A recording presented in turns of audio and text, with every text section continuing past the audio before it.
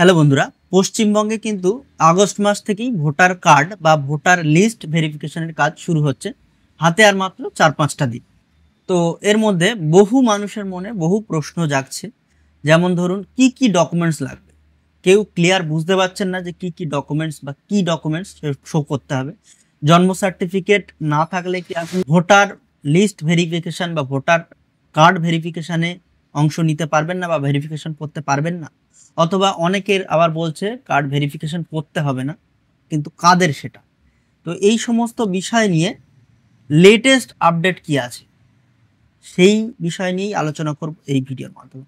কিছু কিছু ইউটিউব চ্যানেলে আপনারা দেখছেন 4টে ডকুমেন্টস দিলেই হয়ে যাবে, কিছু কিছু চ্যানেলে দেখছেন একটা ডকুমেন্টস, কোথাও দেখছেন 3টে ডকুমেন্টস দিলেই হয়ে যাবে, কিন্তু নোটিশে দেয়া আছে 11 রকম ডকুমেন্টস লাগবে। তো এই সমস্ত বিষয় নিয়ে লেটেস্ট আপডেট কি আছে, আপনার ভেরিফিকেশন করতে হবে কি না সেটা নিয়েও আমি বিস্তারিত বলবো। আপনার ধরুন ভোটার কার্ডে নাম আছে, কিন্তু ভোটার লিস্টে নাম আছে, কিন্তু এই সমস্ত ডকুমেন্টস আপনি শো করাতে পারছেন না। এই সমস্ত টোটাল বিষয় নিয়ে লেটেস্ট যে আপডেট আছে সেই আপডেট নিয়ে আমি আপনাদের সামনে আজ এই ভিডিওর মাধ্যমে ক্লিয়ার বোঝানোর চেষ্টা করব। সুতরাং আজ ভিডিওটা অত্যন্ত গুরুত্বপূর্ণ হতে চলেছে, শেষ পর্যন্ত দেখুন স্কিপ না করেই, তাহলেই আপনারা বুঝতে পারবেন, না হলে বুঝতে আপনাদের সমস্যা হবে। তো ভিডিও শুরু করার আগে একটা রিকোয়েস্ট, ভিডিও ভালো লাগলে একটা লাইক করবেন, চ্যানেলে প্রথম হলে চ্যানেলটা সাবস্ক্রাইব করবেন। তো চলুন শুরু করা যাক আজকের ভিডিও। তো চলুন প্রথমে আমরা দেখে নিই বয়স অনুযায়ী যে ডকুমেন্টস, প্রয়োজনীয় ডকুমেন্টসগুলো চাহিদা আছে ইলেকশন কমিশনের, সেই চার্টটা আমরা দেখে নিই। দেখুন, 1 জানুয়ারি 1987 সালের আগে যারা জন্মগ্রহণ করেছেন তাদের শুধু নিজের ডকুমেন্টস শো করলেই হবে, তাদের বাবা মায়ের কোনো ডকুমেন্টস লাগবে না। আর যারা 1 জানুয়ারি 1987 সাল থেকে 2 ডিসেম্বর 2004 সাল পর্যন্ত এই সময়ের মধ্যে যারা জন্মগ্রহণ করেছে তাদের নিজের ডকুমেন্টস তো লাগবে, সঙ্গে বাবা অথবা মায়ের যে কোনো একজনের ডকুমেন্টস সাবমিট করতে হবে। আর 2 ডিসেম্বর 2004 সালের পরে যারা জন্মগ্রহণ করেছে তাদের নিজের ডকুমেন্টস লাগবে, প্লাস তার বাবা এবং মায়ের দুজনেরই ডকুমেন্টস লাগবে। এটা আমি বারবার বলছি, এটা কিন্তু বিহারের তথ্য অনুযায়ী, বিহারের যে নোটিশ সেই অনুযায়ী আমরা এগোচ্ছি। পশ্চিমবঙ্গের নোটিশ একটু 19-20 হতে পারে, সেটা আমি পরে আসছি কেন 19-20 হতে পারে। বিহারের নোটিশ অনুযায়ী আমি এগোচ্ছি। পশ্চিমবঙ্গের যে নোটিশ হবে সেটা যখন বেরোবে সেটা দিয়ে আমি আলাদাভাবে পরিষ্কার বোঝানোর চেষ্টা করব। কেন আলাদা হতে পারে পশ্চিমবঙ্গের নোটিশ সেটাও বলবো ভিডিওর মাঝখানে, ধৈর্য ধরে সম্পূর্ণটা দেখুন। তো কোন বয়সে কাদের কি ডকুমেন্টস লাগবে নিশ্চয়ই বুঝতে পারলেন। নিজের ডকুমেন্টস কোথায় লাগবে, কোথায় বাবার অথবা মায়ের লাগবে, কোথায় বাবা মায়ের দুজনের লাগবে, এই বয়সের ডিফারেন্সের মাঝখানে কিন্তু আপনাদের নিজের হতে হবে, নিজের বাবা মায়ের ডকুমেন্টস দেখাতে হবে, আবার কোথাও আছে নিজের বাবা অথবা মায়ের যে কোনো একটা ডকুমেন্টস দেখাতে হবে। এইবারে ডকুমেন্টসের লিস্ট আমি দেখাই, তার মধ্যে থেকে কোন কোন ডকুমেন্টস আপনারা দেখাতে পারেন। আপনাদের জন্ম সার্টিফিকেট না থাকলে কি আপনারা ভেরিফিকেশন করতে পারবেন না? এই যে প্রশ্নগুলো আমি তুলে ধরেছিলাম সেই প্রশ্নগুলোর উত্তর আমি আস্তে আস্তে পরপর ভিডিওতে আসছি। দেখুন এই যে ডকুমেন্ট লিস্টটা দেখুন, গ্রহণযোগ্য জন্ম প্রমাণ, যে কোনো একটি জন্ম প্রমাণ, অর্থাৎ এখানে দেখুন পরিষ্কার বলছে জন্ম প্রমাণ এই নয় যে আপনার জন্ম সার্টিফিকেটটাই শুধু আপনার জন্ম প্রমাণ। ভালো করে বুঝবেন, জন্ম প্রমাণ মানে শুধু জন্ম সার্টিফিকেট নয়। জন্ম প্রমাণ হিসেবে আপনি অনেক কিছুই শো করতে পারেন, তার মধ্যেই 11টা কাগজ আপনি তার মধ্যে যে কোনো একটা শো করাতে পারেন যেটা আপনার আছে। সবগুলো শো করাতে হবে এমনটা নয়, অনেক জায়গায় দেখাচ্ছে আপনার 4টে শো করাতে হবে, অনেক জায়গায় 3টে, যে কোনো একটা। দেখুন প্রথমে যেটা বলছে যে কোনো পরিচয়পত্র, কোন পরিচয়পত্র? পেনশন পেমেন্ট অর্ডার, যা যে কোনো কেন্দ্রীয় সরকার, রাজ্য সরকার, পিএসইউ অর্থাৎ পাবলিক সেক্টর ইউনিট এর নিয়মিত কার্যকরী পেনশনভোগীদের জন্য জারি করা হয়েছে। যারা পেনশন পাচ্ছেন তাদের পেনশন অর্ডার কপি হলেই হবে, সেটা রাজ্য সরকারের হতে পারে, কেন্দ্র সরকারের হতে পারে, বা আপনি কোনো পিএসইউ দ্বারা পেয়েছেন সেটা হলেও হতে হবে, সেটা আপনার নিয়মিত কর্মচারী হতে হবে।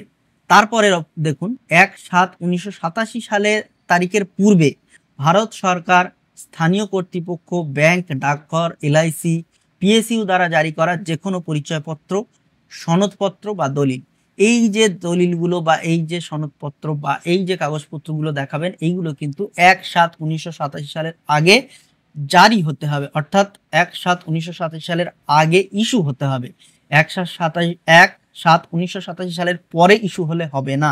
পরে ইস্যু কোনগুলো হলে হবে? আপনার জন্মের প্রমাণ করে সেরকম কাগজ যদি আপনি পরে ইস্যু হয়, কিন্তু আপনার জন্মের প্রমাণ করেন যে আপনি 1987 সালের আগে জন্ম বা এই তারিখে 1987 সাল থেকে 2004 সাল অবধি জন্ম বা 2004 সালের পরে জন্ম, সেই সমস্ত কাগজ আপনি দেখাতে পারেন যেখানে আপনার জন্মের প্রমাণ দেখাতে পারেন, সেটা শুধু জন্ম সার্টিফিকেট নয়। আশা করছি আমি বোঝাতে পারলাম। তো আর এই যেগুলো দেখাচ্ছেন, এই যে ব্যাংকের কাগজ, ডাকঘর, LIC, PSU দ্বারা জারি করা যে কোনো পরিচয়পত্র, এটা কিন্তু 1/7/1987 সালের আগের কাগজ হতে হবে, আগে ইস্যু হতে হবে, আগে জারি করা হতে হবে। এটা কিন্তু 1/7/1987 সাল থেকে 2004 সাল অবধি যারা জন্মগ্রহণ করেছেন তারা কিন্তু এই ডকুমেন্টস দেখালে হবে না। তাদের ডকুমেন্টস যেটা দেখাবেন তার সঙ্গে তার বাবার এই ডকুমেন্টসটা শো করবেন, ভালো করে বুঝবেন। 3 নম্বর, প্রামাণিক কর্তৃপক্ষ কর্তৃক জারি করা জন্ম সনদ, অর্থাৎ এইটা হচ্ছে জন্ম সার্টিফিকেট। এই জন্ম সার্টিফিকেটটা হচ্ছে 11টা ডকুমেন্টসের মধ্যে একটা ডকুমেন্টস হচ্ছে জন্ম সার্টিফিকেট। এটা যে সালেই জন্মগ্রহণ করুন না কেন আপনি এটা শো করলে হয়ে যাবে যদি আপনার থাকে। আপনার যদি না থাকে আরও কিন্তু এখানে ডকুমেন্টস দেখাচ্ছে, তার মধ্যে যে কোনো একটা দেখালে হয়ে যাবে। আর আপনি ধরুন যদি 1987 সালের পরে জন্ম, তাহলে কিন্তু আপনি এই কাগজের মধ্যে যে কোনো একটা দেখাচ্ছেন, প্লাস আপনার বাবার ডকুমেন্টস অথবা মায়ের ডকুমেন্টস শো করাতে হবে। এবারে দেখুন 4 নম্বরে পাসপোর্ট কিন্তু সবার থাকে না। পাসপোর্ট যাদের আছে তারা দেখাবেন, যাদের নেই তারা দেখাবেন না। 5 নম্বর, স্বীকৃত বোর্ড বিশ্ববিদ্যালয় কর্তৃক জারি করা মাধ্যমিক বা শিক্ষাগত সনদপত্র। আপনার স্কুলের যদি কোনো কাগজপত্র থাকে সেটা দেখাবেন এবং সেটা দেখালেই হয়ে যাবে। সেটা যদি আপনি 1987 সালের আগে জন্মগ্রহণ করেন তাহলে শুধু সেটা আপনি দেখিয়ে দেবেন, হয়ে যাবে। আর 1987 সালের পরে যদি জন্মগ্রহণ করেন তাহলে কিন্তু এটার সঙ্গে আপনার বাবার ডকুমেন্টসটাও শো করাতে হবে। আর 2004 সালের পরে যদি জন্মগ্রহণ করেন তাহলে কিন্তু বাবা মায়ের উভয়ের ডকুমেন্টস শো করাতে হবে। 7 নম্বরে দেখুন বন অধিকারিক শংসাপত্র। বন অধিকার শংসাপত্র অর্থাৎ বনে যে অধিকার একটা শংসাপত্র যাদের আছে তারাই জানেন এই শংসাপত্রটা কি, আমি সঠিক আপনাদের ব্যাখ্যা করতে পারছি না, যাদের আছে তারা নিশ্চয়ই জানেন। তো 8 নম্বরে দেখুন প্রামাণিক কর্তৃপক্ষ কর্তৃক জারি করা OBC SC ST বা যে কোনো জাতি শংসাপত্র। এইটা আপনি যে কোনো বয়সের ক্যান্ডিডেট হন না কেন এই সার্টিফিকেট আপনার শো করালে, তার সঙ্গে আপনি যদি 1987 সালের আগে হন তাহলে শুধু এটা শো করাচ্ছেন, হয়ে যাচ্ছে। আর 1987 সালের পরে জন্ম হলে এইটার সঙ্গে বাবা অথবা বাবা মায়ের ডকুমেন্টস শো করাতে হবে। 9 নম্বরে জাতীয় নাগরিক পঞ্জি যাদের আছে তারা দেখাবেন। আর 10 নম্বর হচ্ছে রাজ্য বা স্থানীয় কর্তৃপক্ষ কর্তৃক প্রস্তুত পারিবারিক রেজিস্টার। আর 11 নম্বরে দেখুন যেটা বহু মানুষের কাছে আছে এবং থাকাটা স্বাভাবিক, সরকার কর্তৃক জারি করা যে কোনো জমি বা বাড়ির বরাদ্দ। অর্থাৎ আপনার যদি দলিল থাকে বা পর্চা থাকে যেটা আপনি বংশ পরম্পরায় পেয়ে এসেছেন, আপনি ভারতে এসে নতুন করে নতুন জমি কিনলেন সেই পর্চা দেখাচ্ছেন, হবে না। আপনার প্রমাণ করতে হবে যে যে পর্চাটা বা যে জমির দলিলটা দেখাচ্ছেন সেটা কিন্তু আপনার বংশ পরম্পরায় পাচ্ছেন, এবং যে বংশ পরম্পরায় পাচ্ছেন সেই বংশ কিন্তু ভারতেই জন্ম হয়েছে এবং 1927 সালের আগে জন্মগ্রহণ করেছেন, তাদের বংশ পরম্পরায় আপনি সেই জমিটা পেয়েছেন। এই একটা সহজ ডকুমেন্টস, সেটা আপনি দেখাতে পারেন। আর একটা সহজ ডকুমেন্টস হচ্ছে আপনার OBC certificate, SC ST certificate, সেটা দেখাতে পারেন। আপনি স্কুলের ডকুমেন্টস দেখাতে পারেন। আর একটা 6 নম্বরে দেখুন প্রামাণিক রাজ্য কর্তৃপক্ষ কর্তৃক জারি করা স্থায়ী বাসিন্দা শংসাপত্র। অর্থাৎ আপনি SDO লেভেল থেকে যে শংসাপত্র স্থায়ী বাসিন্দা শংসাপত্র সেটা আপনি যারা পেয়েছেন বা পাওয়ার জন্য আবেদন করতে পারেন, এখনো সেটা পেতে পারেন, এই সার্টিফিকেটটাও আপনি শো করতে পারেন। তার জন্য আপনাদের পঞ্চায়েত লেভেল থেকে একটা ইনকাম সার্টিফিকেট আপনাদের তুলতে হবে। সেই ইনকাম সার্টিফিকেট নিয়ে আপনার বিডিওতে যেতে হবে, বিডিও থেকে একটা ইস্যু করবে, সেটা দিয়ে SDO যেতে হবে, তারপরে সেখান থেকে আপনি ফাইনাল একটা বাসিন্দা সার্টিফিকেট পাবেন, এগুলো ইস্যু করতে পারেন। তো মোটামুটি এইগুলোর মধ্যে থেকে যে কোনো একটা আপনার কাছে যেটা আছে সেটা ইস্যু করবেন। আর যাদের বয়স ভালো করে বুঝবেন, 1/7/1987 সাল থেকে আপনার ডিসেম্বর 2004 সাল পর্যন্ত আছে তারা নিজেদের যে ডকুমেন্টসই দেখাচ্ছেন না কেন তাদের সঙ্গে কিন্তু বাবা অথবা মায়ের যে কোনো একজনের ডকুমেন্টস শো করাতে হবে।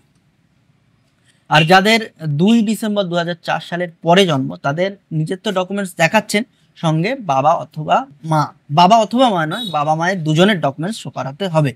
তো আমি যে তথ্যটা তুলে ধরলাম এর মধ্যে থেকে আপনারা নিশ্চয়ই বুঝতে পারছেন আপনাদের প্রত্যেকের এর মধ্যে থেকে যে কোনো একটা না একটা ডকুমেন্টস আপনারা শো করাতে অবশ্যই পারবেন।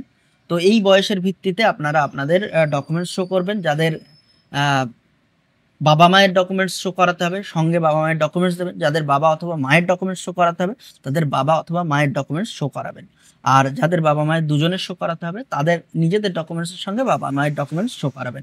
আরেকটা জিনিস যেটা আমি বলছিলাম নোটিশে পরিবর্তন হতে পারে কেন, এই নোটিশটা যেটা দেয়া হয়েছে এটা কিন্তু বিহারে ভোটার কার্ড ভেরিফিকেশন হয়েছিল 2003 সালে লাস্ট, তারপরে এখন হচ্ছে, ওই জন্য ওদের ডেট ধরা হয়েছে 2004 সাল অবধি। কিন্তু পশ্চিমবঙ্গে কিন্তু লাস্ট ভোটার কার্ড ভেরিফিকেশন করা হয়েছিল 2001-2-এ 2001-এ ভেরিফিকেশন হয়েছিল এবং 2002-এর 1 জানুয়ারি ভোটার লিস্ট প্রকাশ করা হয়েছিল, ফাইনাল ভোটার লিস্ট। তো ওই জন্যে এই ডেটের পরিবর্তন একটু নোটিশে হেরফের হতে পারে, এমন 19-20 হবে না, একটু হেরফের হতে পারে। এইবারে আমি একটা জিনিস বলি, কাদের ডকুমেন্টস শো করাতে হবে না 2002 সাল অবধি, 2002 সাল অবধি পশ্চিমবঙ্গে যেহেতু 2002 সালে ভোটার কার্ড ভেরিফিকেশন লাস্ট হয়েছিল, অর্থাৎ 2002 সাল অবধি ভোটার লিস্টে যাদের নাম আছে তাদের কিন্তু আর কোনো ডকুমেন্টস শো করাতে হবে না, শুধু সেই লিস্টের সেই পাতাটা দিলেই হয়ে যাবে। তাদের মায়ের বা বাবা মায়ের উভয়ের সেই ডকুমেন্টস দেবেন, বা নিজের যদি থাকে সেই নিজের ডকুমেন্টস দেবেন। সেই 2002 সাল পর্যন্ত, 2002 সালের আগেও হতে পারে, 2002 সাল লাস্ট, 2002 সাল পর্যন্ত ভোটার লিস্টে আপনার বা আপনার বাবা মায়ের যদি নাম থাকে সেই লিস্টের পাতাটা এবং আপনাদের ডকুমেন্টস, অথবা শুধু সেই যে জন্ম তারিখে পড়ছেন সেই অনুযায়ী ডকুমেন্টস দেবেন। 2002 সাল অবধি ভোটার লিস্টে যদি আপনার নাম থাকে তাহলে কিন্তু আপনার আর কোনো ডকুমেন্টস লাগছে না। আর সেটা যদি আপনার বাবার থেকে থাকে তাহলে সেই ডকুমেন্টস দিচ্ছেন, সঙ্গে আপনার ডকুমেন্টস দিচ্ছেন। তো এই ছিল সমস্ত ব্যাপারটা ক্লিয়ার।